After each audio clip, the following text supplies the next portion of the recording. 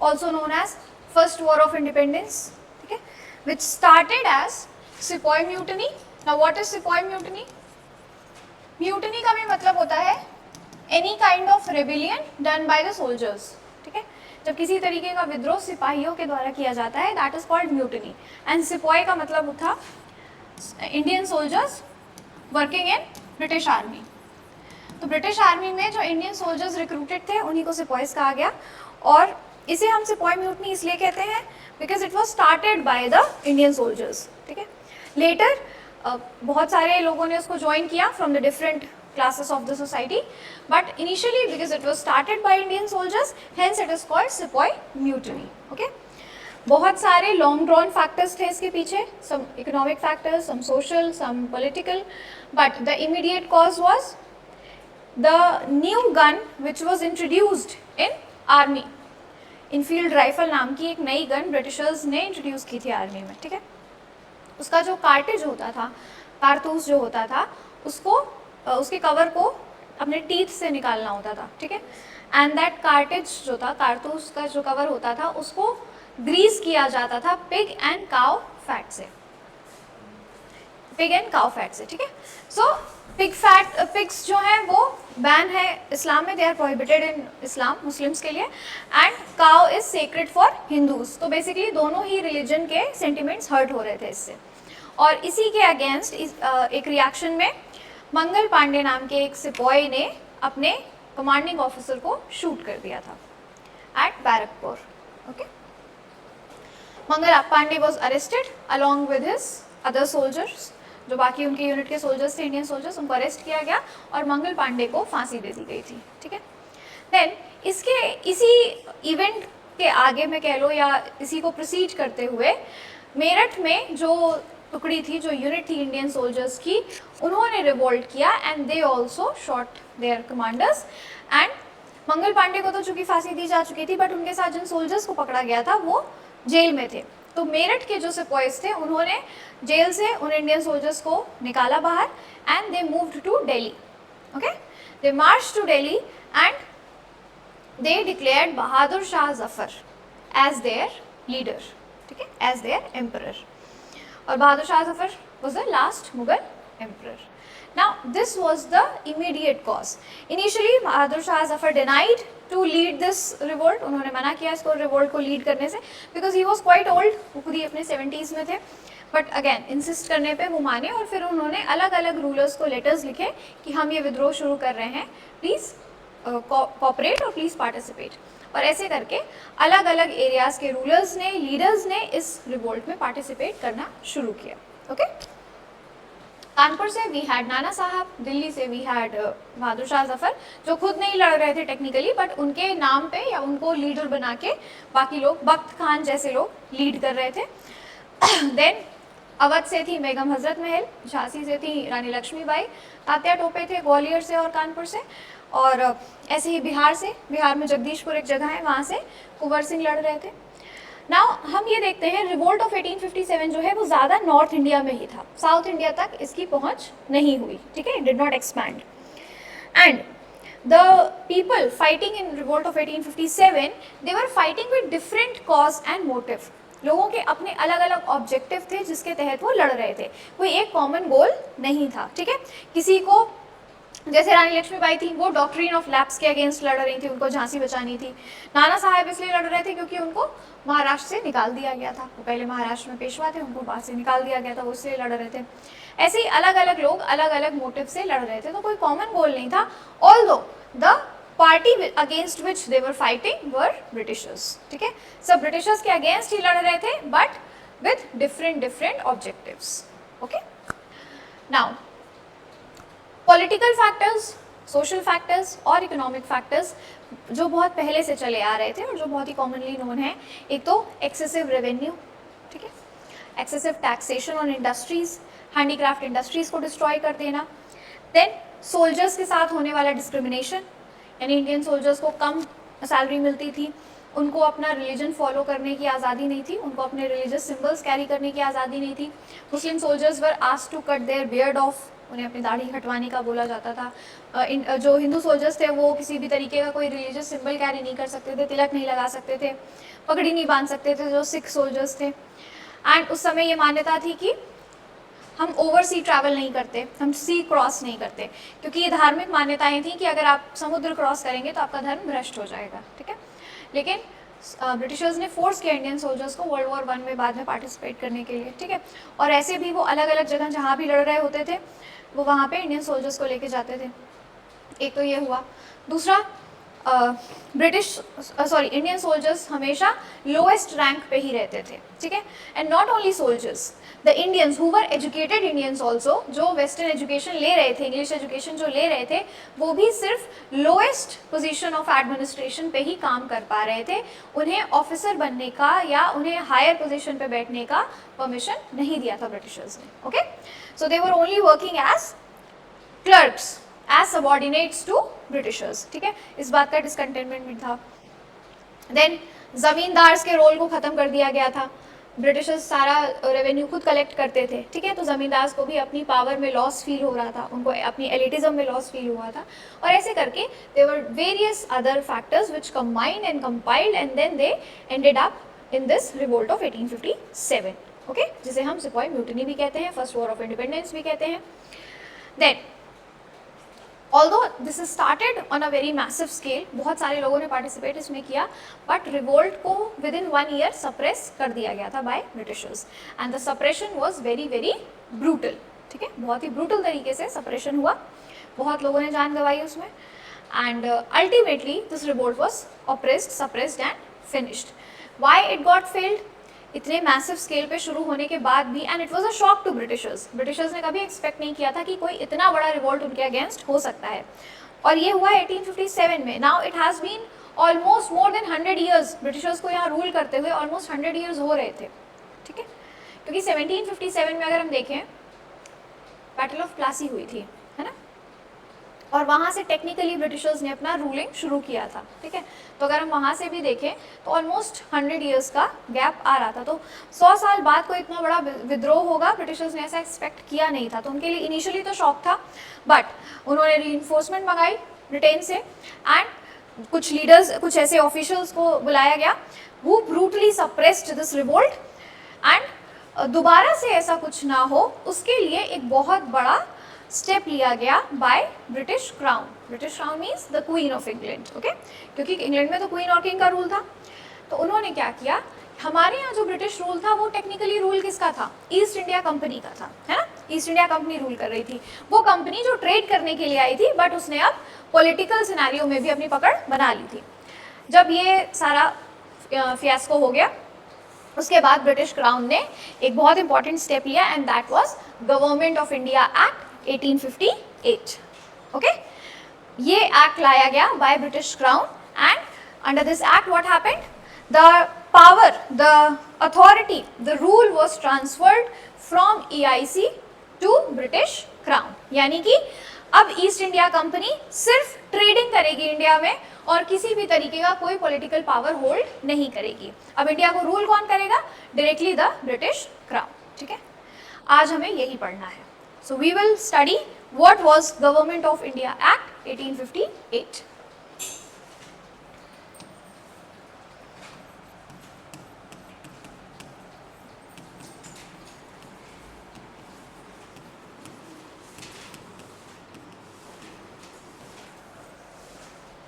Now,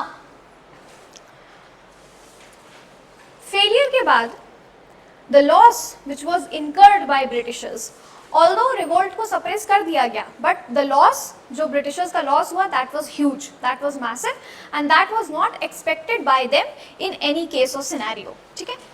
और इसको मद्देनजर रखते हुए ब्रिटिश क्राउन ने ये ऑर्डर दिया that now EIC will limit it's boundaries only till trade, ठीक है, कि अभी ईस्ट इंडिया कंपनी का रोल जो है वो सिर्फ और सिर्फ ट्रेडिंग तक रह जाएगा, नथिंग एल्स।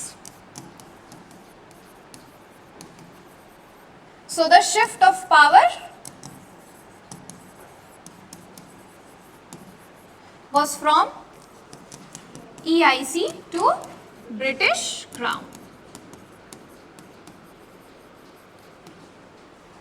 Okay? एक्ट को, गवर्नमेंट ऑफ इंडिया एक्ट 1858 को हम कहते हैं act for better government in India, ठीक है। This is also known as act for better government in India. Now अगर हमें ऊपर ऊपर से पता है कि क्या इसमें क्यों ये किया गया था, ताकि आगे आने वाले टाइम में दोबारा कोई ऐसा रिवोल्ट ना आए, ऐसा कोई विद्रोह ना हो, ऐसा कोई अपराइजिंग ना हो। अब अपराइजिंग क्यों नहीं होगा, रिवोल्ट क्यों नहीं होगा, उसके लिए इन्हें कुछ डिमांड्स को फुलफिल करना पड़ेगा, ठीक है। तो ब्रिटिश क्राउन डिसाइडेड कि जिन डिमांड्स की वजह से या जिन चीज़ों की वजह से रिवोल्ट हुआ है, हम सरफिशियल तरीके से, सुपरफिशियल तरीके से उन डिमांड्स को कंप्लीट कर देंगे, ठीक है, एटलीस्ट सम ऑफ देम। तो जो मेजर डिमांड या जो मेजर प्रॉब्लम दिखाई दी रिवोल्ट में, वो ये थी कि जो राजा थे उस समय के, अलग अलग लोकल इंडियन रूलर्स थे, वो अपनी अपनी रियासतों को बचाने के लिए लड़ रहे थे, ओके। और उसमें मेजर रीजन था डॉक्ट्रिन ऑफ लैप्स वाला। जिनका भी बायोलॉजिकल वारिस नहीं है, बायोलॉजिकल सन नहीं है, उनका टेरिटरी अपने आप ही EIC के कंट्रोल में चला जाता था। यही था डॉक्ट्रिन ऑफ लैप्स। झांसी में इसी वजह से विद्रोह हुआ, सतारा में हुआ, नागपुर में हुआ, उदयपुर में हुआ, बहुत सारी जगह हुआ। सबसे पहले इन्होंने क्या किया, इस एक्ट में ये डिक्लेयर किया गया दैट इंडियन रूलर्स को डॉक्ट्रिन ऑफ लैप्स के तहत अपनी टेरिटरी नहीं देनी होगी, which means that now if somebody does not have a biological son, they can adopt a son. वो गोद ले सकते हैं बच्चा और उसको सक्सेसर माना जाएगा, ओके। पहला चेंज। दूसरा, एक पॉलिसी और थी ब्रिटिशर्स की, जिसमें वो रेसिडेंट अपॉइंट करते थे इंडियन रूलर्स के कोर्ट में, ठीक है। अपना एक रिप्रेजेंटेटिव अपॉइंट करते थे, जिसका खर्चा, जिसके एक्सपेंसेस इंडियन रूलर को ही उठाने होते थे, और एक ब्रिटिश आर्मी की यूनिट को मेंटेन करने का भी एक्सपेंस इंडियन रूलर्स बेयर करते थे। एंड दैट रेसिडेंट का रोल क्या होता था, he used to interfere slowly, he used to interfere in the political workings of the kingdom, ठीक है। धीरे धीरे वो किंगडम के अंदर इंटरफेयर करते करते वहाँ की पॉलिटिकल पावर को होल्ड में कर लेता था, अपने होल्ड में कर लेता था, यही उसका काम था बेसिकली। तो this act decided, this act proclaimed कि such residents will not be appointed in any Indian kingdom, okay, alright. And a very very important step which was taken, ये तो इंडिया में किया इन्होंने, ठीक है, ये दो चीज़ें इंडिया में लागू हुई। इन्होंने ब्रिटेन में क्या किया, ब्रिटेन में एक व्यक्ति को अपॉइंट किया गया जिसकी पोजीशन को कहा गया सेक्रेटरी ऑफ स्टेट, ठीक। So now this secretary of state is the whole sole in charge for observing और for looking after India's governance. तो इंडिया की गवर्नेंस को देखने के लिए now he is the whole sole in charge. ये position थी सेक्रेटरी ऑफ स्टेट, और ब्रिटिश पार्लियामेंट से ही किसी एक सबसे इन्फ्लुएंशियल, सबसे पॉपुलर या फेमस व्यक्ति को इस पोजीशन पे अपॉइंट किया जाता था, ठीक है। इसको असिस्ट करने के लिए एक 15 मेंबर्स की काउंसिल बनाई गई, जिसको इंडिया काउंसिल कहा गया, ओके। नाउ अब क्या है, सेक्रेटरी ऑफ स्टेट और ये 15 लोग जो इंडिया काउंसिल में हैं, ये मिलके सारे डिसीजन लेते थे इंडिया से रिलेटेड। इनका काम था इंडिया की गवर्नेंस को ऑब्जर्व करना, ठीक है। और सेक्रेटरी ऑफ स्टेट डायरेक्टली किसको रिपोर्ट करेगा, ब्रिटिश क्राउन को, दैट इज क्वीन को, ओके, ऑलराइट। नाउ ये जो इंडिया काउंसिल थी या ये जो 15 मेंबर थे, ये एडवाइजरी मेंबर थे, वो एडवाइस दे सकते थे सेक्रेटरी को, बट जरूरी नहीं है कि उसे वो मानना ही है, वो अपने डिस्क्रिप्शन पे भी डिसीजंस ले सकता है, ओके। ये ब्रिटेन में थी बेटा, ही वॉज इन ब्रिटेन, ठीक है, this was also in Britain. तो ब्रिटिश पार्लियामेंट में एक्चुअली एक पोजीशन क्रिएट की गई और एक काउंसिल क्रिएट की गई, जिसका काम था इंडियन गवर्नेंस को मेंटेन करना। अब ये ब्रिटेन में बैठे हैं, तो इंडिया में इनके बिहाफ पे कोई होगा, है ना, वो था वाइसरॉय। अभी तक हमने गवर्नर जनरल पढ़े बहुत सारे, है ना, Dalhousie, then we had Wellesley, a lot of them. So now उसी गवर्नर जनरल की पोस्ट को बदल के वाइसराय कर दिया गया। नाउ गवर्नर जनरल की कोई पोस्ट नहीं है, now there is viceroy, and viceroy will be represented as, viceroy will be the representative of secretary of state, ठीक है, क्योंकि ये तो ब्रिटेन में है, तो इनको रिपोर्ट देगा कौन इंडिया पे, ऑन ग्राउंड की रिपोर्ट कौन देगा, वाइसरॉय। तो एक तरीके से वाइसरॉय यहाँ पे ब्रिटिश क्राउन का रिप्रेजेंटेटिव बन गया। Is that clear? यहाँ तक समझ आया? Yes, subordinate to Secretary of State. हाँ, he has to report to Secretary of State because Secretary of State is not in India. ठीक है, उसको ब्रिटिश पार्लियामेंट से रूल्स बनाने हैं, वहाँ से देखना है जो भी गवर्नेंस हो रहा है. ऐसे समझो, Tamil Nadu has a chief minister, ठीक है, and chief ministers will ultimately they will report to prime minister, या जो भी वो वर्किंग करेंगे उसकी रिपोर्ट कहीं ना कहीं प्राइम मिनिस्टर को जाती है. ठीक है, सेम बेस. तो नॉट प्राइम मिनिस्टर तो दिल्ली में बैठे हैं, वो तो तमिलनाडु में है नहीं, तो वहाँ का कौन देखेगा, right? That was secretary is in British parliament, उसके साथ उसकी एडवाइजरी काउंसिल है, और ऑन ग्राउंड रिपोर्ट देने के लिए यहाँ पे वॉइसरॉय को अपॉइंट किया गया. ठीक है, नहीं, now this was a catch.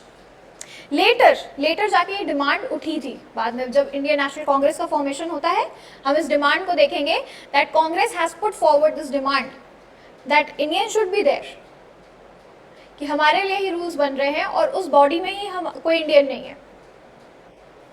Okay हाँ, सॉरी बेटा मैं समझी नहीं, प्लीज रिपीट. हाँ बेटा, जब यहाँ पे इंडियन नेशनल कांग्रेस बनेगी, अभी आगे जब हम पढ़ेंगे, देन यहाँ पे कांग्रेस के लीडर्स ने बोला कि that India council should have Indian members as well. Okay, because Britishers can not take decisions for our country, जो यहाँ रहते ही नहीं है, जिनको हमारा पता ही नहीं है हमारे एक्चुअल प्रॉब्लम्स का, how are they going to take the decisions. Okay, and this demand was very very strong. It was put forth by Dadabhai Naoroji and the moderate leaders. All right. So first viceroy जो बने वो Lord Canning थे, जो यहाँ पे first viceroy appoint हुए. Then commander in chief, जो British army अभी तक ईस्ट इंडिया कंपनी के कंट्रोल में थी, ईस्ट इंडिया कंपनी की ही अपनी आर्मी थी एक तरीके से, अब वो आर्मी ब्रिटिश क्राउन की है. तो आर्मी से रिलेटेड जो भी रूल्स रेगुलेशंस बनेंगे, अब वो कौन बनाएगा? सीधे ब्रिटिश क्राउन. ठीक है, उसके लिए कमांडर इन चीफ को अपॉइंट किया गया, और ये किसके सबऑर्डिनेट होते थे? He used to be subordinate to viceroy. ठीक है, so he has to report to viceroy. So he is also in India and he will take all the decisions, और he will report to viceroy कि हमें army में ये reforms या ये changes चाहिए. Viceroy will report to secretary of state, and if that is approved by secretary, then those reforms will be implemented. Okay, is that clear? Alright. And a very very important thing which was started was Indian Civil Services Examination. ठीक है, जो civil service का examination जिसके लिए आप prepare कर रहे हैं, this was started by Britishers in Britain. ये एक एग्जामिनेशन ऑर्गेनाइज किया गया for appointing bureaucrats to manage the administration in India.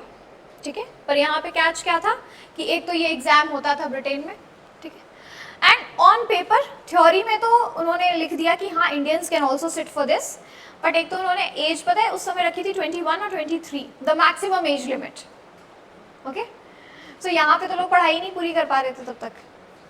So and दूसरी चीज, not everybody can go to Britain to sit for the exam, और ये exam conduct होता था ब्रिटेन में. बाद में इसको भी चेंज किया गया when ICS started happening in India also. Latin language में होता था, एंड इंग्लिश में भी जो भी होता था, that English was not very familiar with the Indian educated class. यहाँ पे जो इंग्लिश एजुकेशन दी जा रही थी, that had tonality of India. ठीक है, क्योंकि यहाँ पे काम करने के लिए ब्रिटिशर्स को ऐसे लोग चाहिए थे जो बोथ द लैंग्वेजेस में कंफर्टेबल हो. तो यहाँ पे वो लैटिन में प्रॉपर वो दे नहीं रहे थे, एजुकेशन दे नहीं रहे थे, but the exam being conducted was done in a very different tonality, so that became very difficult. Okay, दूसरी चीज ये थी कि not everybody can travel to Britain to just appear in the exam. Right, again बस कि लोग question ना उठा पाए इसलिए उन्होंने ऑन पेपर लिख दिया था कि yes Indians can also give the exam. ठीक है, alright. And one very important thing, another important thing which happened was dual governance जो था उसको हटाया गया. क्या था ये dual governance?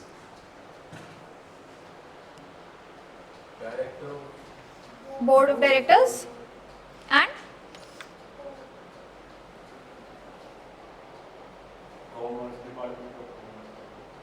Board of control और कोर्ट ऑफ डायरेक्टर्स, ये दो बॉडीज थी, ठीक है ना। ये दो बॉडीज बनाई गई थी। एक एक्ट आया था 1784 में, पिट्स इंडिया एक्ट, उसमें ये दो और बॉडीज बनाई गई। कौन सी? Board of control and court of directors.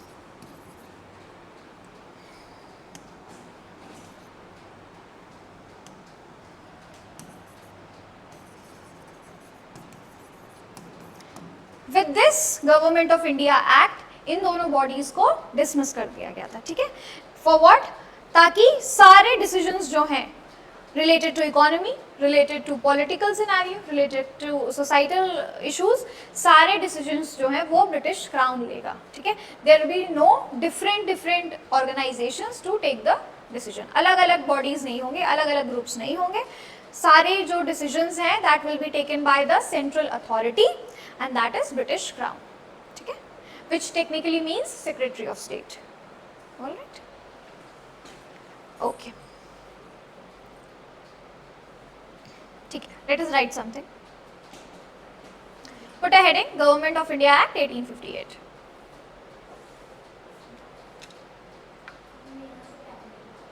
हाँ, ले लो please. Why don't you sit here, बेटा? आ जाओ.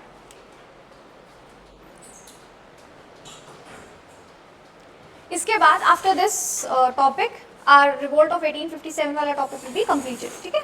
इसके बाद जो नेक्स्ट हम टॉपिक स्टार्ट करेंगे that will be socio religious reform movements. The government of India act 1858 is also known as Act for Better Government, Act for Better Government of India.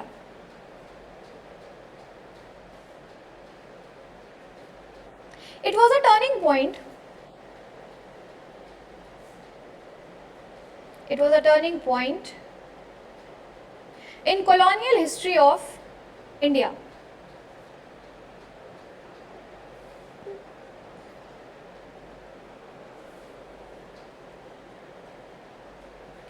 It formally ended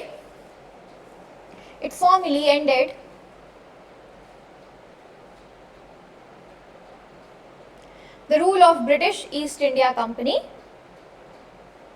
EIC लिख लो short में.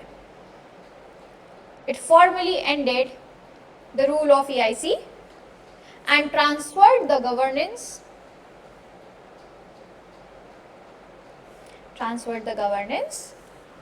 directly to British Crown.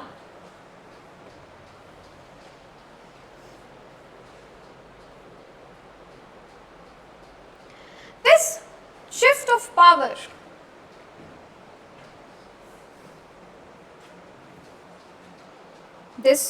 of power started the period of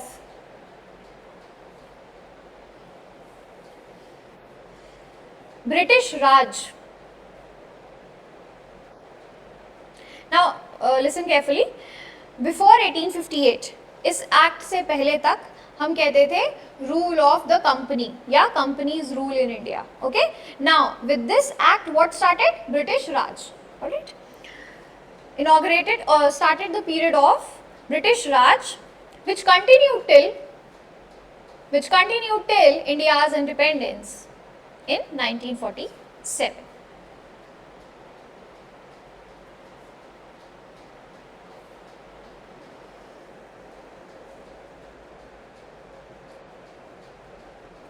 Background, put a heading, background, why this act was regulated or articulated.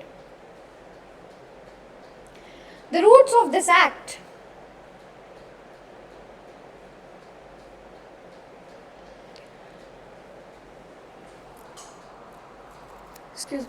the roots of this act can be found in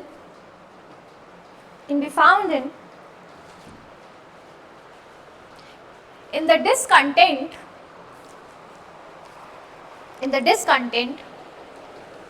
which culminated as revolt of 1857,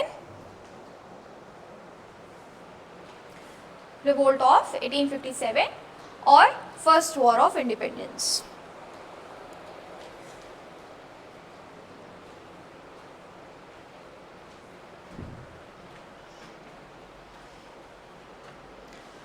The revolt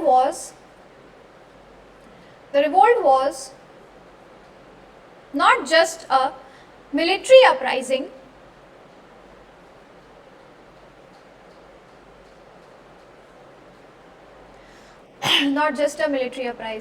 but also a reflection of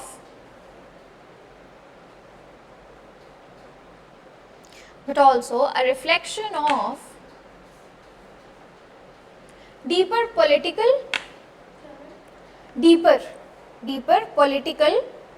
economic and social grievances या complaints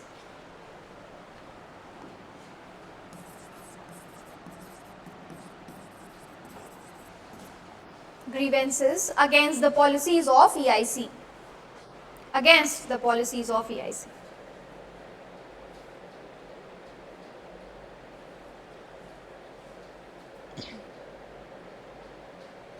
The failure of EIC, next point है, the failure of EIC to effectively manage such a large and diverse territory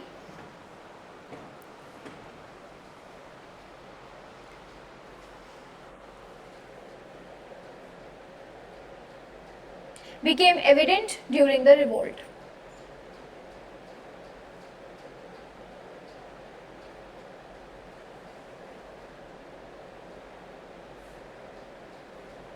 It highlighted the need for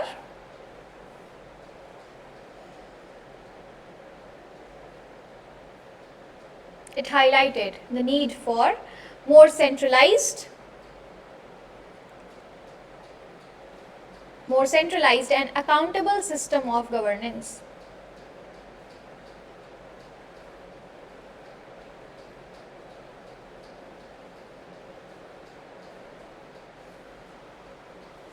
Next point.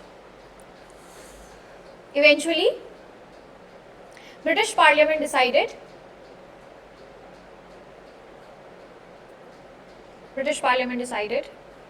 to abolish companies'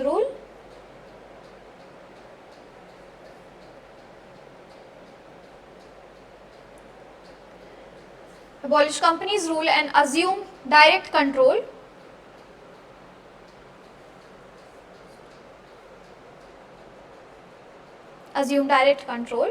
over Indian territories.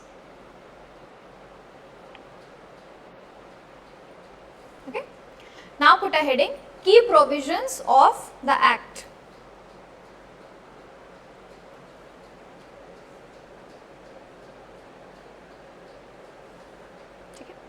One of the most significant features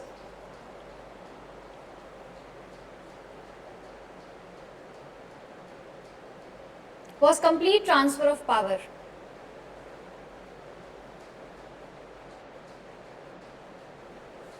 from EIC to British Crown.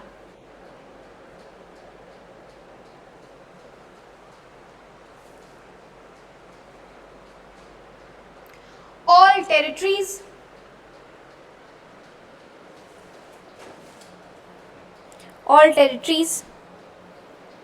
revenue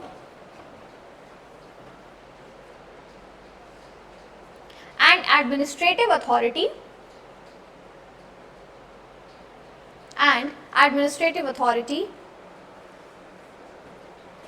previously held by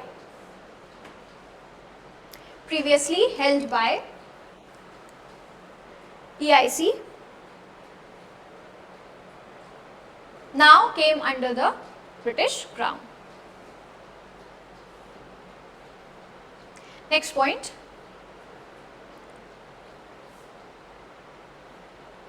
To facilitate this arrangement,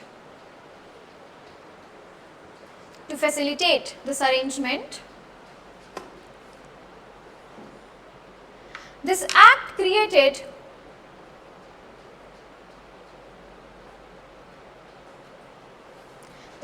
created Office of Secretary of State for India.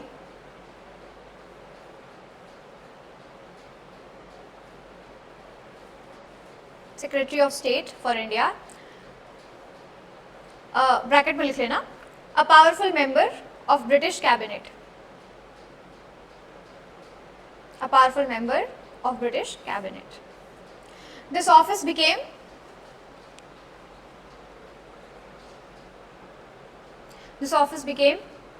central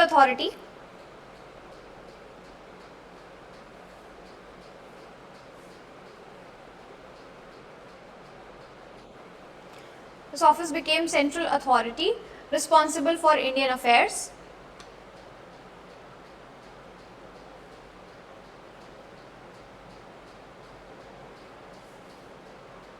To assist the secretary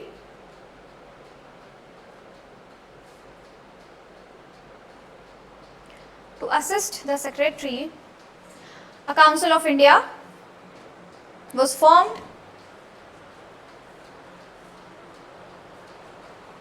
having 15 members.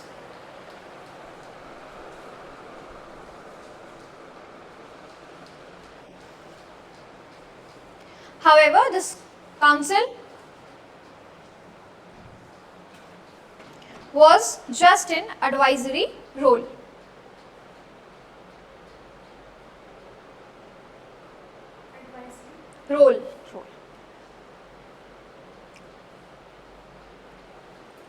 The Governor General of India, next point. The Governor General of India was designated as Viceroy.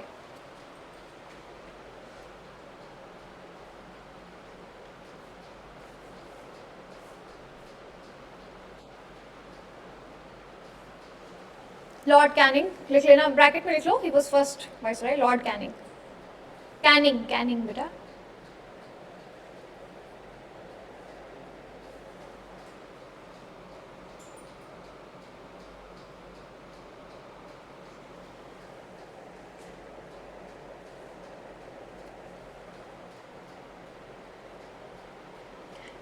The Viceroy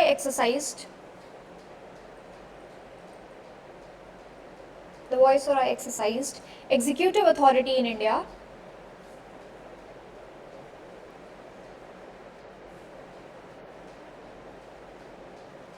but remained subordinate to Secretary of State. पूरा लिखने के बजाय ना ऐसे short forms बना लो, secretary of state, council of India, viceroy, ऐसे करके, है ना? Remained subordinate to Secretary of State.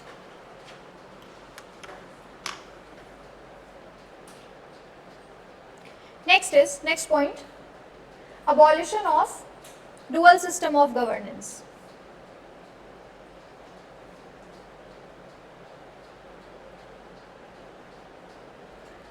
Abolition of dual system of governance.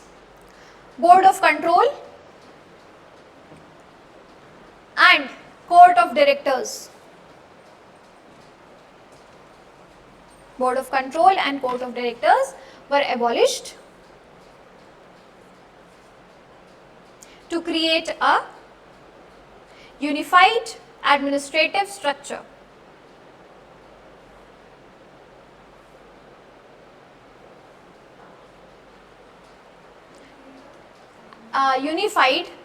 Unified administrative structure.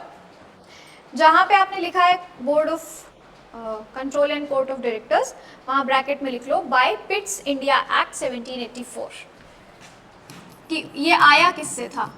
Pitt's India act.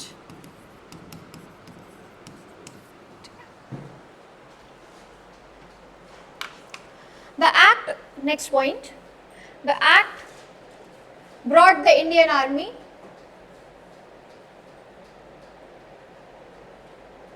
under direct control of Crown.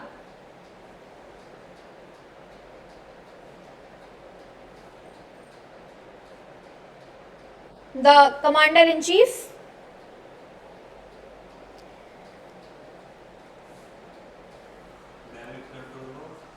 British Crown. The Commander-in-Chief became subordinate to Viceroy.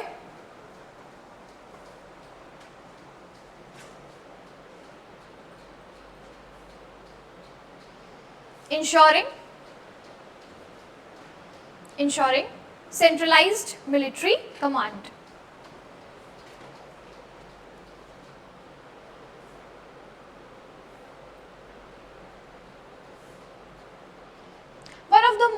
Next point है, one of the most significant step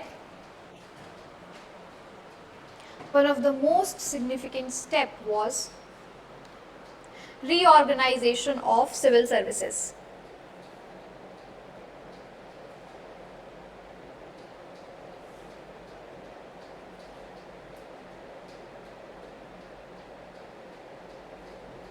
It laid the foundation of Indian civil services.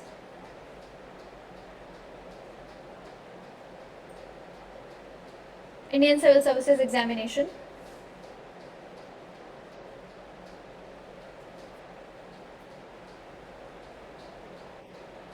Which was to be held in England.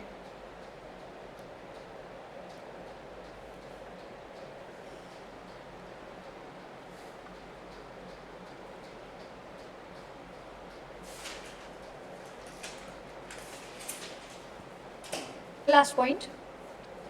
The Act also provided for expansion of legislative councils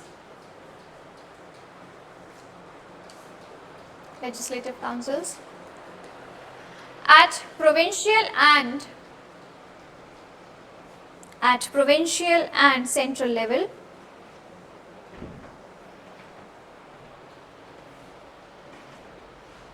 However, the Indian participation remained limited.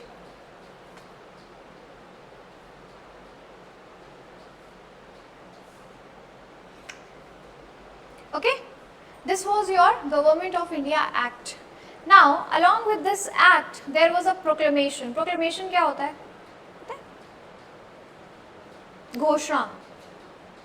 घोषणा पत्र जारी करना, ठीक है, which is directly done from the highest authority. So इस case में highest authority कौन थी? Queen. So 1858 में ही there was a Queen's proclamation.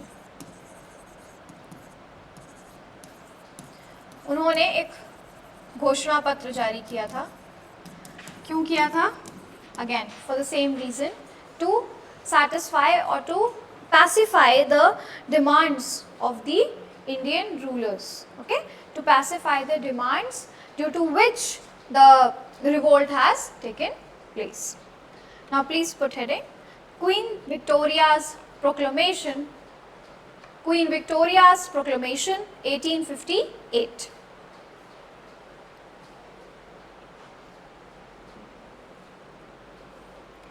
A significant political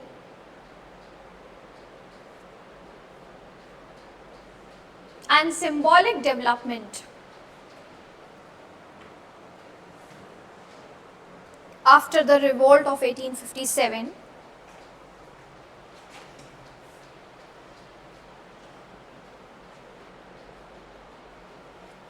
was proclamation issued by British monarch.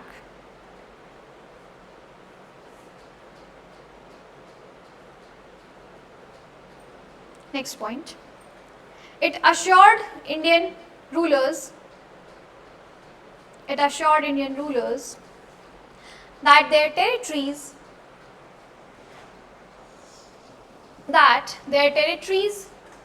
and rights would be respected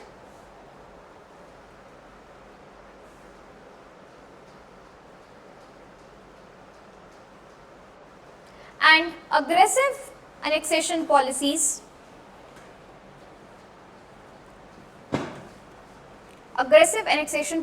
like doctrine of lapse would be abandoned. Doctrine of lapse would be abandoned. It also promised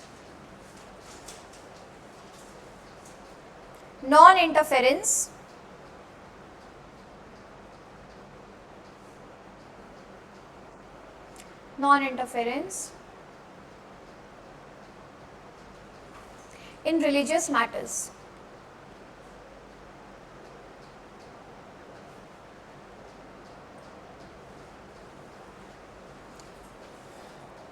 Okay.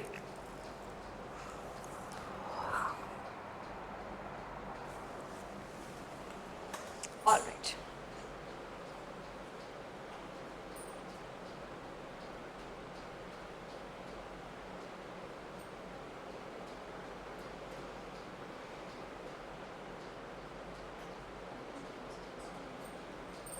Now the act is there, the act has been rolled out, ठीक है.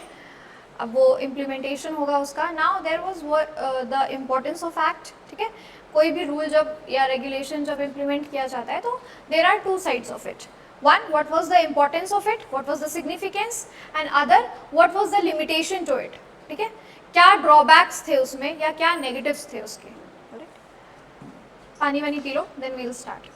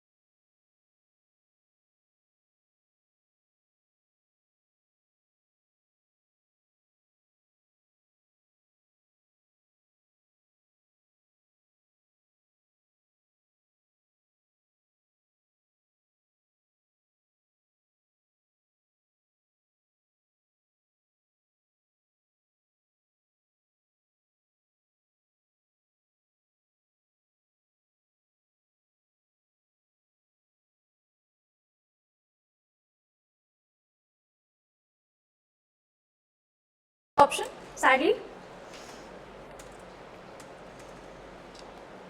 Okay, please put a heading, significance of the act.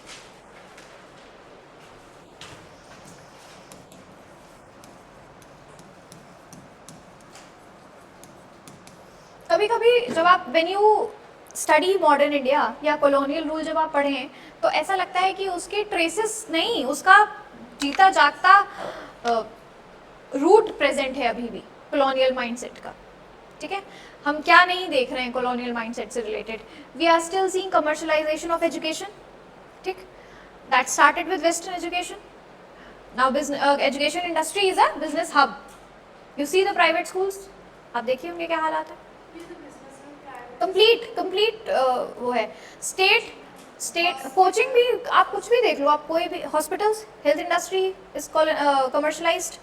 Then state is not able to provide, अब वो government facilities वो provide कर नहीं पा रहे हैं. पब्लिक स्कूल्स जो गवर्नमेंट स्कूल्स हैं उसको वो उस तरह से टॉप नॉच बना नहीं पा रहे हैं. By fund and all is present, लेकिन उसको एग्जीक्यूट करने के लिए प्रॉपर लीडरशिप ही नहीं है हमारे पास. And this is a cycle. और वो लीडरशिप आ कहाँ से रही है? दैट लीडरशिप और the bureaucracy, most of them are from English background, right. वो सारे ज़्यादातर जो हैं वो इंग्लिश एजुकेशन लेके आ रहे हैं. Now English as a language, there is nothing, no harm in studying that, but commercialising your education is not something which will work. हाँ, which will work in a country. हम public facilities को सुधारने के लिए, reform लाने के लिए उन ब्यूरोक्रेट्स को अपॉइंट कर रहे हैं जो खुद ही पब्लिक फैसिलिटीज़ का इस्तेमाल नहीं किए हैं कभी.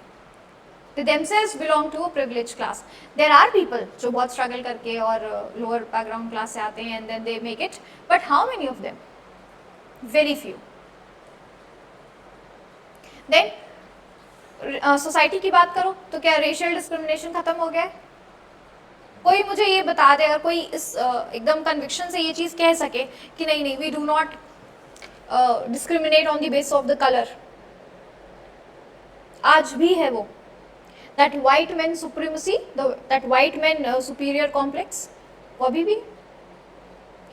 In case of women it is more. The color should be fair. What has changed? I don't know. Sometimes when you think about it, but ठीक है. Then you come up with certain news, certain examples जो आपको थोड़ा उम्मीद का किरण देते हैं कि नहीं, things can change. Not immediately, but eventually this will change. And change comes from your own home, your own personality. So आप खुद बदलेंगे तो obviously the change will be in the society. चलो, please write. The act holds immense significance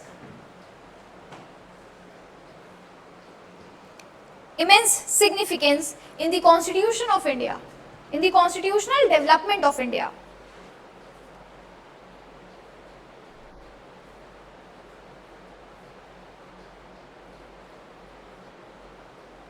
The end of company rule,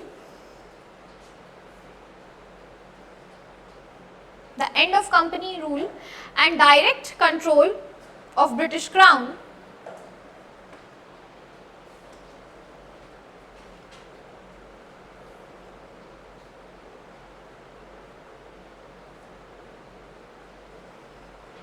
made the governance more accountable.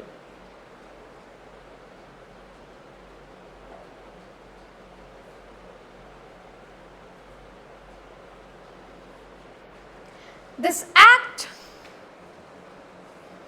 also laid the foundation of bureaucratic structure.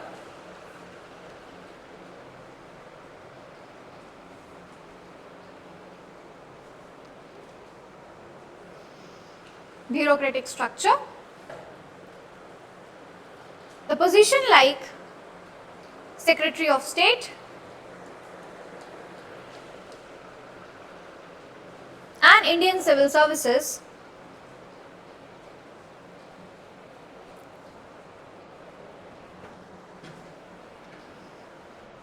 became framework for framework for Indian governance.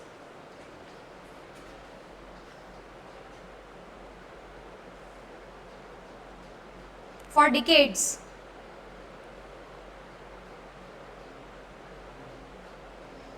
Next is another important aspect was shift in British policy towards Indian princely states. Towards Indian princely states.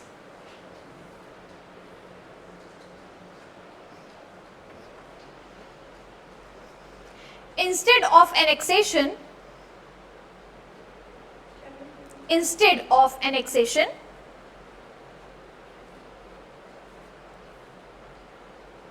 British adopted policy of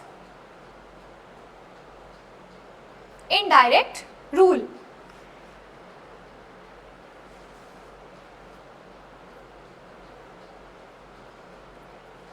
Indirect rule, which allowed the Indian rulers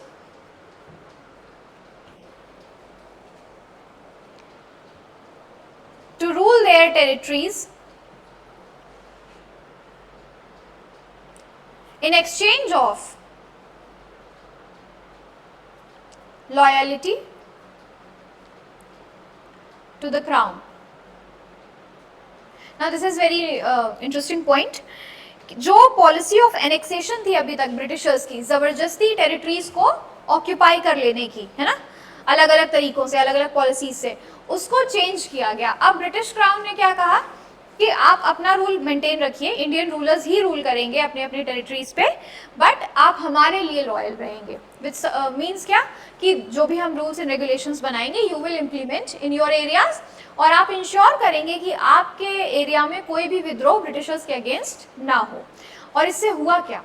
this played very very important role. A class of loyal Indian rulers to the crown were created. क्योंकि उस समय Indian rulers को long drawn effects नहीं समझ आ रहे थे उसके, ठीक है. उनको लगा कि अच्छा उन्हें अपनी रियासतें मिल रही हैं, उन्हें राजा बनने का मौका मिल रहा है, उनसे रूलिंग नहीं छीनी जा रही है, उनसे पावर नहीं ली जा रही है, वो इसी में खुश थे. और उनका काम क्या था इसके बदले में कि अगर उनके एरिया में कोई भी विद्रोह हो रहा है ब्रिटिशर्स के अगेंस्ट तो वो उसको सप्रेस करें. तो ब्रिटिशर्स ने अपने लिए एक तरीके से एक क्लास खड़ी कर ली थी, एक ग्रुप खड़ा कर लिया था ऐसे लोगों का जो ब्रिटिशर्स के बिहाफ पे अपने ही लोगों को सप्रेस कर रहे थे, राइट. क्योंकि सारे रूल्स और रेगुलेशंस तो ब्रिटिशर्स वाले उनको इम्प्लीमेंट करने थे अपने एरियाज में, और उसके अगेंस्ट अगर कोई रिवोल्ट भी हो रहा है तो उसको भी वो सप्रेस कर देते थे. तो ब्रिटिशर्स ने एक तरीके से अपना काम कम किया है. अगर आप सोचो तो अब ना उनको कोई रिवोल्ट सप्रेस करने की टेंशन है, ना उनको इस बात की लोड लेने की टेंशन है कि हमारे जो रूल्स हैं वो इम्प्लीमेंट कैसे होंगे. अब इंडियन रूलर्स ही वो काम कर रहे हैं, वो they became agents for British crown. So this is the strategy which British crown used. तो ऐसा नहीं था कि 1858 के आने के बाद, इस एक्ट के आने के बाद कुछ बड़ा ड्रास्टिक चेंज हो गया हमारे सिनेरियो में. The exploitation was same, the regressive policies were same. अभी हम देखेंगे क्या लिमिटेशंस थे इस एक्ट के, then we will come to know. हाँ बेटा, आज के टाइम के क्या? हाँ बेटा, उनका कोई लेना देना नहीं है सबसे, ठीक है.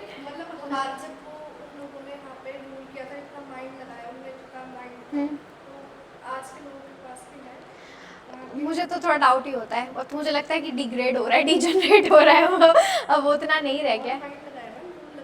ऑब्वियस सी बात है बेटा.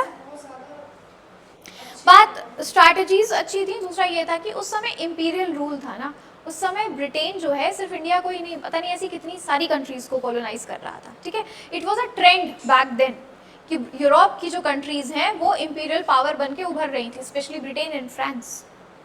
बट जब वर्ल्ड वॉर 1 हुआ उसके बाद जो शिफ्ट हुआ है वर्ल्ड पॉलिटी में, ठीक है, लोगों ने मोनार्की छोड़ के डेमोक्रेसी और रिपब्लिक की तरफ शिफ्ट किया. अब बहुत सारी कंट्रीज में राजा रूल नहीं कर रहे हैं, अब वहाँ पे गवर्नमेंट है जिसको लोग चुन रहे हैं, रिपब्लिक्स हैं, ठीक है.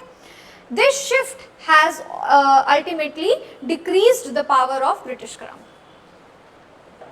कि जब राजा रूल ही नहीं कर रहे हैं, जब लोगों ने अपने यहाँ गवर्नमेंट बना रखी है, फ्री गवर्नमेंट बना रखी है, तो आप किसी को अनेक्स नहीं कर सकते इससे, राइट? यहाँ पे अनेक्सेशन कैसे हो पाया इंडिया में? Rulers were ruling. मोनार्की तो हमारे यहाँ भी थी, हमारे यहाँ भी तो राजा ही थे, मुगल एम्परर ही तो थे, यूनिटी भी नहीं थी। लेकिन जब एक सिस्टमेटाइज्ड गवर्नमेंट है जिसमें लोग चुन रहे हैं अपने लीडर्स को, जो इलेक्शन का सिस्टम है, जो पार्लियामेंट का सिस्टम है, वहाँ आप किसी को ज़बरदस्ती कब्जा नहीं कर सकते। आज के टाइम पे कोई भी country, you name any of the super power, क्यों वो किसी कंट्री के ऊपर डायरेक्ट कब्जा नहीं कर पा रहे हैं? एनेक्सेशन का कॉन्सेप्ट ही खत्म हो गया है। Why? Because monarchy is not there. League of nations बना था तो उसमें बहुत बड़ा रोल था इस चीज़ का। लिबरलाइजेशन जब आया ना, तो दिस इज ऑल, अब हम धीरे धीरे आगे पढ़ते जाएंगे कि कैसे वर्ल्ड पॉलिटिक्स में भी चेंज आ रहा था।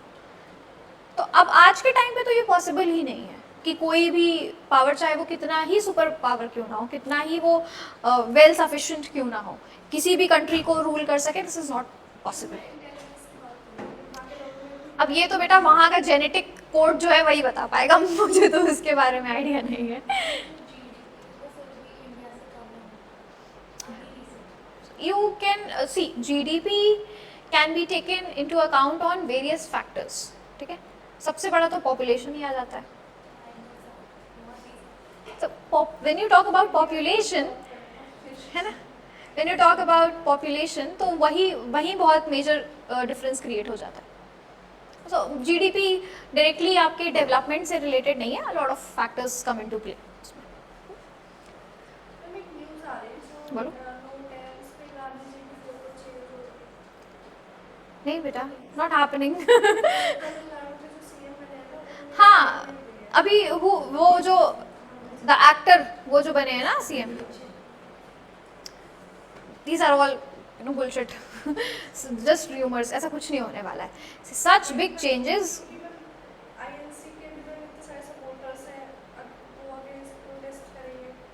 नहीं होगा बेटा, it is not going to happen. This is not a very soft move to take. आप समझ रहे हो, न्यू करेंसी लॉन्च करना, it is like second demonetisation. India is not ready for that. हम अभी तक रिपरकशन झेल रहे हैं डिमोनेटाइजेशन का। Do you understand? This is not going to happen. हवाबाजी करने के लिए कोई कुछ भी कहते, that is a different thing. और वैसे भी मुझे तो ना ऐसा लगता है साउथ में don't quote me anywhere, but मुझे ऐसा लगता है साउथ में जो लोग हैं वो अभी भी उनकी जो मूवीज़ होती है ना, वो उसी जोन में जी रहे होते हैं कि उनका जो सीएम है, उनका जो लीडर है वो वैसे ही हीरो की तरह ही है। वो आएगा और सब एकदम, ऑर्थोडॉक्सी भी बहुत है, कंजर्वेटिज्म भी है, various factors. See, India is a diverse place, ठीक है? Every person has a different thought process, different food habits, different clothing, every other person has it. इसीलिए it is complex. Our governing system is complex. It is not plain and simple like other countries. हम इसीलिए अपने आप को compare नहीं कर सकते. We need something which suits us. We are different. Different as in we are diverse. आप देख लो हरियाणा में आप चले जाओ, not two districts are same, not two places are same. इतनी हमारे यहाँ differentiation है, इतना ज़्यादा अलग अलग चीज़ें प्रेजेंट हैं। We are living in a mixed pot of something, you know, it is a mixed pot of culture. So एक कोई सिंगल चीज़ को लागू करना, it becomes difficult. Again,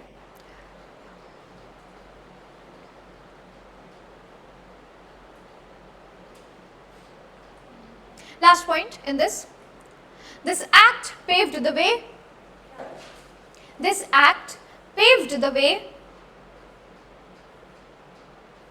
for later reforms.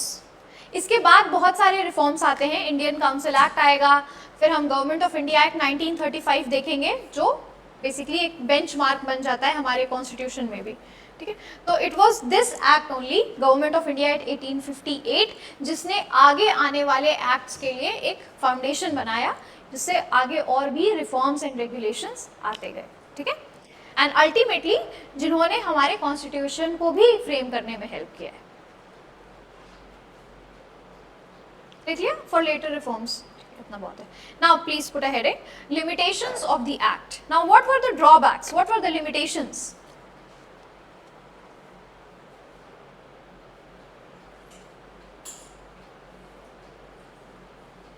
one of the most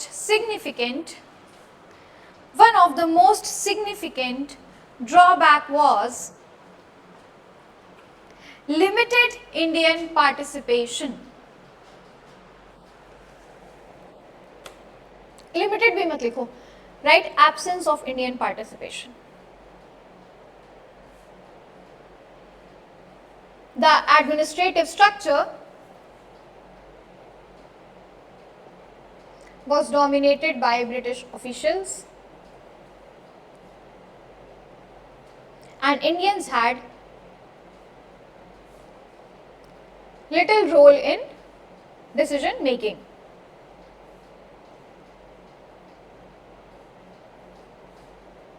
Now again हमने देखा इतनी councils बन रही हैं, इतने सारे चेंजेस हो रहे हैं, पर कहीं पे भी इंडियन पार्टिसिपेशन देखने को नहीं मिल रहा है ना.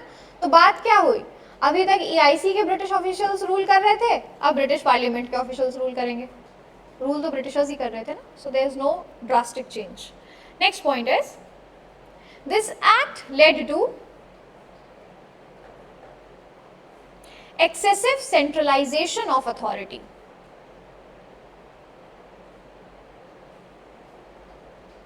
Now what has happened in this act कि एक हमने पोजीशन डिजाइन कर दी है, पोजीशन डिजिग्नेट कर दी है, that is secretary of state. ठीक है, उसका एक रिप्रेजेंटेटिव है वाइसरॉय जो यहाँ पे वर्क कर रहा है.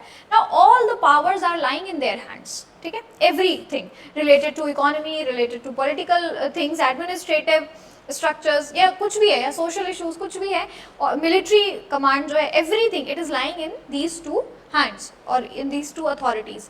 तो प्रोविंशियल लेवल पे यानी कि अलग अलग एरियाज के लेवल पे जो गवर्नमेंट हैं भी, जो स्ट्रक्चर्स हैं भी, उनके पास ज़्यादा अथॉरिटी ही नहीं है डिसीजन मेकिंग की. ओके, और एक तो इंडियन पार्टिसिपेशन भी नहीं है.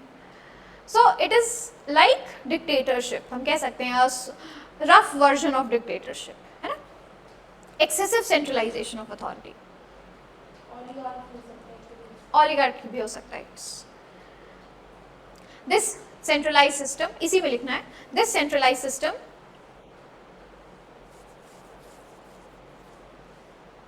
failed to address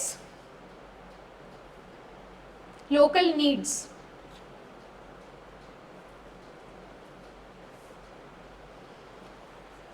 Next point, the colonial exploitation continued to exist. So exploitation में कोई कमी नहीं थी. ठीक है, it continued to exist.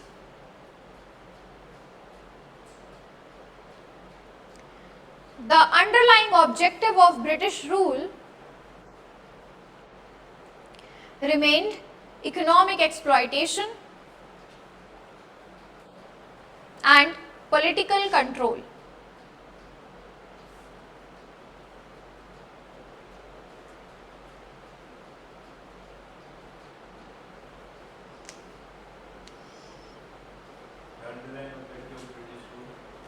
Remained economic exploitation and political control. Issues like land revenue,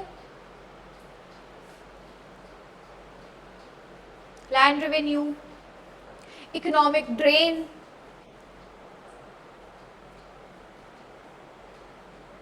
social inequalities,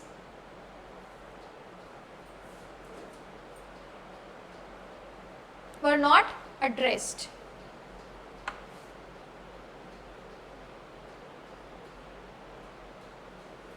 Next point, although civil services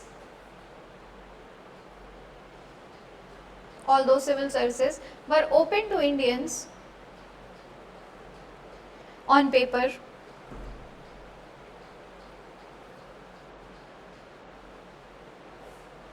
yet the practical barriers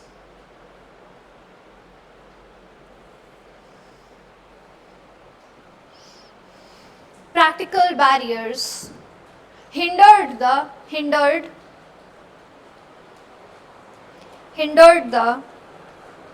accessibility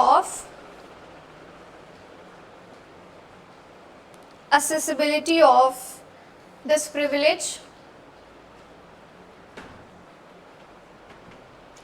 to Indians.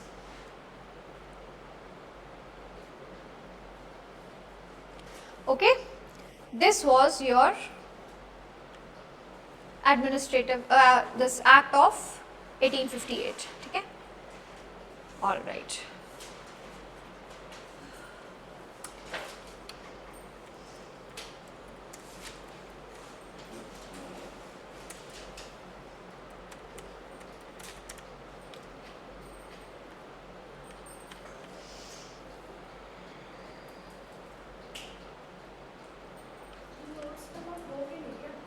हाँ बेटा, दूंगी मैं, थोड़ा और कॉम्प्रिहेंसिव होगा, बट थोड़ा तो मुझे लिखवाना पड़ेगा ना. सी नोट्स अगर जो मैं तुम्हें प्रिंटेड नोट्स दूंगी, अगर मैं दे भी दूँ सिर्फ समझा के, उसका कोई फ़ायदा नहीं होगा जब तक अपने हाथ से लिखोगे नहीं. ठीक है ना. फिर आंसर राइटिंग में यही प्रॉब्लम क्रिएट होती है, क्योंकि हम लोग लिखते नहीं हैं.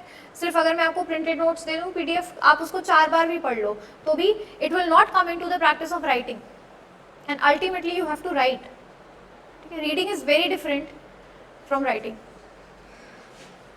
Abhi if I tell you to write certain things about this, you will be able to write at least 2-3 lines. अगर मैं आपको सिर्फ notes दे दूँ तो आपको पढ़ के नहीं आएगा वो चीज़. Alright?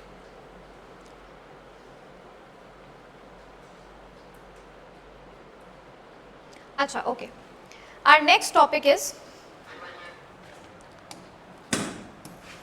socio religious reform movement.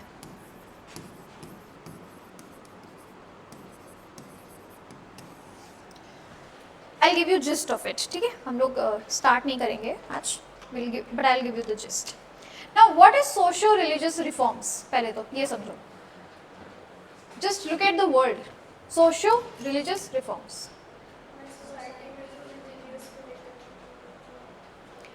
Reforms या changes in the society as well as in the religious aspect. ठीक है, ओके. थोड़ा कंटेम्प्रेरी बात करते हैं. Marriage between 2 different communities. ठीक है, it is an issue in our country. Now tell me, शादियां तो हो रही हैं, especially if we talk about specifically about Hindus and Muslims. तो जो नॉर्मल हमारे शादी के नियम या कानून हैं, जो हमारे मैरिज बिल्स हैं, मैरिज एक्ट्स हैं, उसके तहत तो it can not be done, है ना. But people want to marry. उसके लिए we have a very different kind of bill और डिफरेंट काइंड ऑफ एक्ट जिसके अंडर ये मैरिज रजिस्ट्रेशन होता है. Now what is that? Special marriage act. ठीक है, that is called special marriage act. So if you see people from 2 different communities marrying each other, that is registered under Special Marriage Act. जब तक वो शादी register नहीं कराई जाएगी, जैसे अभी भी रूरल एरियाज में क्या है कि रजिस्ट्रेशन नहीं होता. आपकी शादी में रजिस्ट्रेशन हुआ था? नहीं, कोई. हाँ वही लीगल कुछ नहीं हुआ है ना.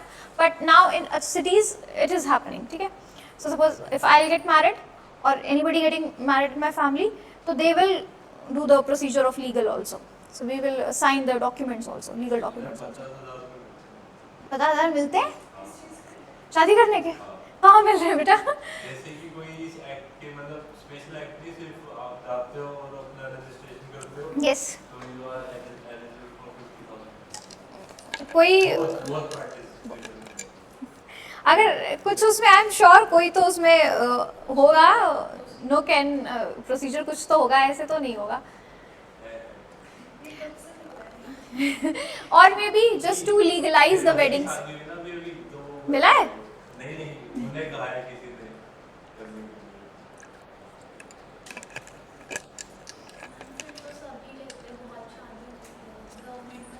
देखो, नहीं गवर्नमेंट का लॉस नहीं है बेटा. ऐसे तो राजस्थान में they are giving you, they are paying the money ना for intercaste marriages. There are many areas now. There are various areas जहाँ पे अलग पैसा दिया जाता है by the government to promote intercaste marriage, and in some countries they are also providing you fund to raise a child, to give birth to a child, क्योंकि वहाँ पे हाँ डेमोग्राफी जो है वो नीचे जा रही है बहुत तेज़ी से. यंग यंगस्टर्स हैं नहीं. जैसे if you see the Parsi community को आप देखें तो दे मैरी वेरी लेट. एक तो है ना, they are very much into their career and intellectual part. तो वो काफ़ी देर से शादी करते हैं और वो अपनी कम्युनिटी के आउटसाइड शादी नहीं करते हैं. They marry within their community only and they are not into, मतलब एक तो दे मैरी लेट, तो most of the couples they do not have child. उनके में ये इशू आ रहा है कि उनकी डेमोग्राफी बहुत तेज़ी से घट रही है. और when you Mary within the community तो वो इशू आ जाता है आपके जो जेनेटिक डिसऑर्डर्स क्रिएट करने लगता है. Then it is hard to have a healthy baby. इसीलिए जो हमारे यहाँ गोत्र का कॉन्सेप्ट नहीं कहते थे, अब तो रेलिवेंट नहीं है, बट इनिशियली गोत्र वाज व्हाट, गोत्र are what, they are 12 families, 12 legacies. 12 ऋषि थे, उनकी जो फैमिलीज हैं उन्हीं का जो लीनिएज है उसी को हम गोत्र कहते हैं. क्योंकि जैसे आपका जो गोत्र होगा, like if I talk about my self, it is Bharadwaj. ठीक है, तो मैं भारद्वाज ऋषि के लीनिएज से हूँ, है ना. मोस्ट ऑफ द पंडित्स ऐसे कहते हैं कि भारद्वाज गोत्र से होते हैं. नाउ इट डजेंट मैटर, क्योंकि अब इतनी जनरेशन्स आगे आ चुके हैं और इतने इंटरकास्ट मैरिजेस हो चुकी होंगी हमारे उसमें, तो अब उतना मैटर नहीं करता वो चीज़. लेकिन ये मैटर कहाँ करता है, where people marry within the community itself. It is a very big issue in Islam, because they marry, community छोड़ो, they marry within the their own family circle itself, है ना. Then it is issue in south India also. Do you know south India में भी होता है marrying cousin. वहाँ पे cousin marriage common है, you can marry your cousin south India में, इन Hindu families I am talking about. Okay, and then in Parsi, हाँ yes within village. And then Parsi community में तो है ही कि वो भी, अब चूंकि उनके पॉपुलेशन ही इतनी कम है तो कोई ही उनके रिश्तेदार में ही कोई कहीं ना कहीं तो जुड़ा ही होता है. So they marry like this. And then ये जो जेनेटिक डिसऑर्डर्स आते हैं बच्चों में वो क्रिएट होते हैं बहुत ज़्यादा एक्सेसिव. तो इसीलिए साइंटिस्ट और जो डॉक्टर्स हैं they call for intercaste marriage, वो प्रमोट करना चाहते हैं. And I don't know how, but I have seen that from my own experience also, क्योंकि मेरी फैमिली में people have married from different cultures. So the people who have married from different culture, they have very healthy babies. Okay, and they have married late also. ऐसा नहीं कि इनकी जल्दी शादी हुई. मेरे यहाँ पे normally people have married around 30 only, men women both. तो 25 से पहले तो किसी की हुई नहीं हुई है हमारे यहाँ, nobody. So those who have married in other cultures, so like if I talk about other cultures, I have Tamilian and Marathi, Marwadi, from Bihar also. So we have different cultures, people. So those who have married out of the culture, they have very healthy baby. But sadly, those who have, you know, arranged marriages, उनमें कुछ cases में we have seen that there is an issue with the child. Anyways, this is not a pattern, but however, scientifically proven intercaste marriages are promoted because then you can conceive, there are better chances to conceive healthy baby. Okay, coming back to this. Now I am talking about social religious reforms. So this reform came under this Special Marriage Act. अगर हम अभी contemporary society की बात करें तो because people want to marry, और चूंकि कोई लीगल एड नहीं है इस मैरिज का, तो सोसाइटी का प्रेशर होता था कि नहीं, हम तो इस शादी को मानते ही नहीं है. Then this legal safety measure was created कि no, this marriage is legal, you can not force to individuals to get apart just because they belong to different communities. They can marry and that marriage is legal. And जो प्रियांशु बात कर रहे हैं कि पैसे मिलते हैं रजिस्ट्रेशन करने पे, मुझे लगता है वो भी इसीलिए होगा क्योंकि it is important to legalise your marriage. आपके पास लीगल डॉक्यूमेंट्स होने चाहिए. गॉड फॉरबिड बाद में कुछ होता है तो that will support your marriage ना, आपके केस को सपोर्ट करेगा या आपको सपोर्ट करेगी वो चीज़.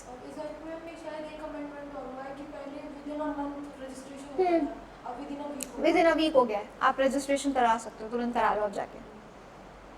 सो as soon as you get registered, so your marriage is legal when you are adult above 18 years.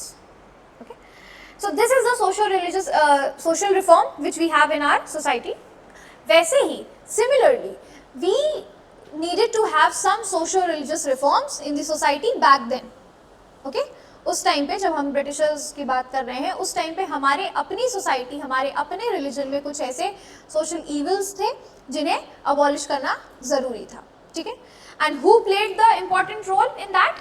The intellectual class, the educated intellectual class.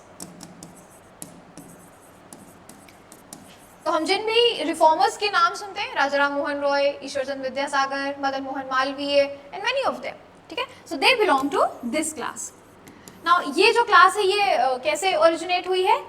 These people are not from lower economic background. So ये वो लोग हैं जिनकी families या तो जमींदार रहे हैं या they have been well off economically, और हाँ lawyers रहे हैं, और इन्होंने अपने बच्चों को बाहर वेस्टर्न एजुकेशन के लिए भेजा है। तो most of the leaders they have taken their education from outside abroad, और फिर जब वो उन्होंने अलग अलग तरह की चीज़ों को पढ़ा, अलग अलग लिटरेचर को पढ़ा, अलग अलग संस्कृति देखी, तब उनको रियलाइज हुआ कि हमारी सोसाइटी में भी चेंज की ज़रूरत है।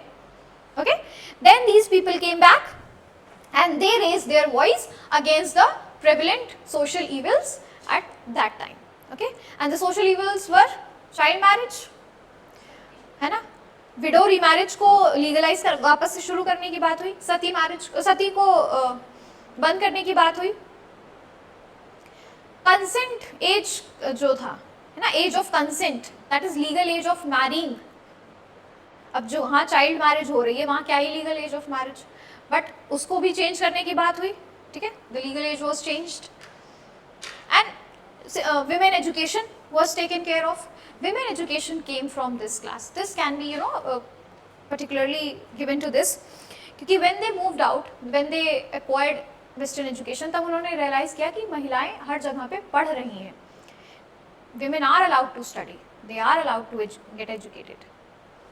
And this has created a great impact. Women education में जो भी काम हुए हैं, that can be given credit to these social religious reforms. Okay? Jyotiba Phule, yes, Jyotiba Phule had played a very big role. उनकी जो wife थी Savitri by फूले, उनका बहुत बड़ा रोल है women education में। ईश्वरचंद्र विद्यासागर का है, मदन मोहन मालवीय जी का भी है। So a lot of people who have literally fought for this just to get women educated. Ishwar Chandra Vidyasagar ने एक स्कूल भी खोला था एंड इनफैक्ट बाद में BHU की नींव भी रखी गई थी इसी बेसिस पे, एनी बेसिन में रखी थी।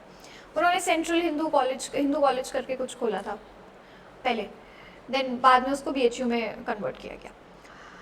Okay, so rise of new middle class, तभी कहते हैं ना जो मिडिल क्लास वर्ग होता है सोसाइटी का, वो एक ट्रांजिशनल क्लास है, ठीक है, it is developing from the conservative background and it is trying to get at the par with the advancement and developments. इसीलिए आप देखेंगे सबसे ज़्यादा एजुकेशन पे फोकस आज भी मिडिल क्लास फैमिली कर रही है। If you look at it very closely, जो लोअर बैकग्राउंड पे है, लोअर इकोनॉमिक बैकग्राउंड पे है, वहाँ वैसे ही एजुकेशन की कोई इम्पोर्टेंस नहीं है, ठीक है। When you go to very high class also, they might have get educated, but most of the times they do not utilize their education, especially when it comes to women. सोच के देखो, if you ever see very high society people, most of the women are just married off in very rich families, no matter what education they have gained. They might have studied abroad also, उनकी degree जो होंगी वो बाहर दूसरे universities की होंगी, abroad universities की होंगी, but they end up marrying in a rich family and that's it. Somehow it gets cut off there. There are people who are working also, there are business women, but ये एक pattern है. So middle class is the section of the society which constantly works for development. इसीलिए education का सबसे ज़्यादा आपको effect जो है, इम्पोर्टेंस जो है मिडिल क्लास में देखने को मिलेगा। And the same thing was happening here also. This was the middle class, educated intellectual class, which was emerging in the society, and then they raised their voice against the social evils. Okay? इसमें बहुत बड़ा role जो है Renaissance का है। Europe में जो Renaissance आया उसका इफेक्ट देखते हैं हम इन लीडर्स पे, क्योंकि ये बाहर यूरोपियन कंट्रीज में पढ़ने गए थे। जब इन्होंने वेरियस लिटरेचर्स को पढ़ा, then they developed this rational and scientific temperament, और उन्हें लगा कि हमें यही चीज़ अप्लाई करनी चाहिए आज भी, है ना, हमारी कंट्री में. So this intellectual class brought Indian Renaissance, जिसे हम कहते हैं ना भारतीय पुनर्जागरण, वो इंडिया में लेके आए। ऑलराइट, सो बेसिकली वैसे तो ये टॉपिक जो है वो ज़्यादा फैक्चुअल है कि कौन सा ऑर्गेनाइजेशन किस साल में बना, कौन लीडर थे उस ऑर्गेनाइजेशन के, और कौन से ऑर्गेनाइजेशन का क्या मोटिव था। फिर भी हम एक ओवरव्यू लेंगे, और इसका मैं प्रॉपर चार्ट टाइप का नोट्स जो है वो मैं आपको भेज दूंगी, ठीक है।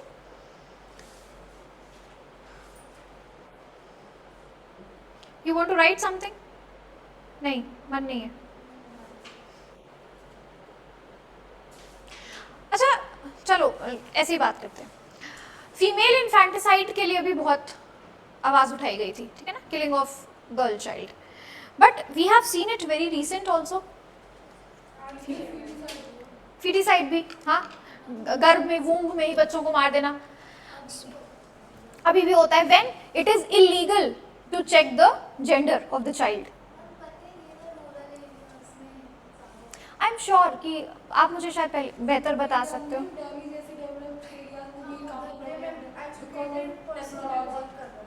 नहीं नहीं, वही मैं पूछ रही हूँ, आप शायद मुझे बेहतर बता पाओ इस बारे में कि अभी भी ऐसे क्लिनिक्स एंड ऑल चल रहे हैं जहाँ पे जेंडर चेक होता है। अल्ट्रासाउंड होते हैं मैम हर। अल्ट्रासाउंड से जेंडर नहीं पता चलता ना बेटा। नहीं मैम, वो जो डॉक्टर होते हैं ना वो पता कर लेते हैं, और फिर अगर किसी के घर का डॉक्टर है तो बता देते हैं। अच्छा okay okay, oh sorry sorry, हाँ, so doctors get to know this but they are not allowed to reveal it. हाँ ये है, the law is that doctors had to keep it confidential, आप बता नहीं सकते हैं कि क्या है उसका। हाँ कॉन्फिडेंशियल है, यस सॉरी माय बैड, मुझे लगा कि पता नहीं चलता है। नहीं नहीं, the doctors have to keep it confidential, they can not reveal, but doctors do that.